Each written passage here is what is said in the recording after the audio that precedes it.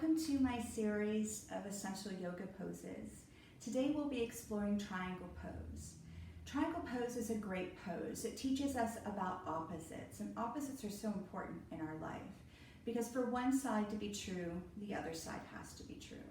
And this pose really is getting our body to move in opposite directions and for us to pay attention to the whole being. It gets its name because if you look at the legs, they make a triangle shape. So let's begin to explore this pose together. Now the stance or the width of the legs really depends on your height. So for a taller person, there's a larger stance. For a shorter person, there's a shorter stance. On average, I'd say maybe it's about 4.5 feet is a good starting point. But you'll have to play around and see where that preference is for you. So now when you take the feet wide, right, I had them wide, I stepped it back, you can see that my heel intersects my arch. Now the back foot, the toes face the long edge of the mat. On the front foot, the toes face the short edge of the mat. If I look down at my front foot, I want to turn the foot out about the width of my big toe. If I look at the back foot, I want to turn my heel out the width of my big toe as well. So right now I have my legs making this triangle shape, right? I can feel some ease in my hips. And for some of us, depending on where we are tight in our body, we might be thinking about drawing our feet away. For others, we might think about pulling our feet towards one another and we get some inner thigh action as well.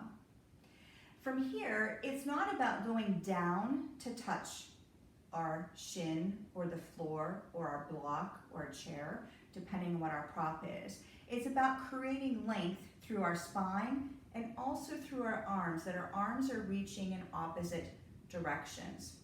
So I'm going to start with my hip, right? I'm going to point it out.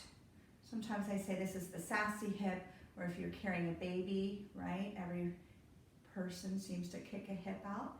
So that's what's happening here. So if I place my hands here, you can see how it shifts.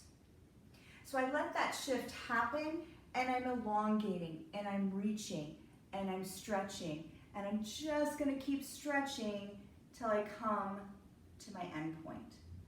You can look straight ahead or down to the floor. When I come up, I'll use this hand to again find that length to lift me back up. So I'll show you it with a block.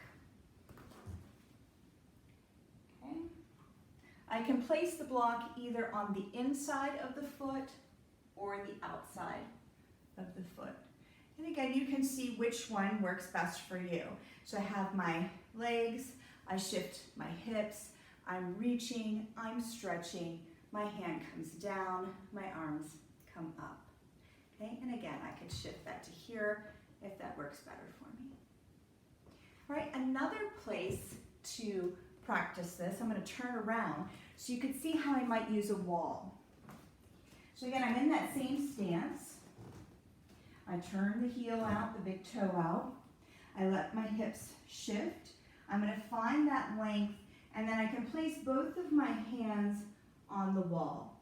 So I'm reaching from my tail to my crown of head. My legs are very active as well. And then coming all the way back up. So lots to learn in triangle pose.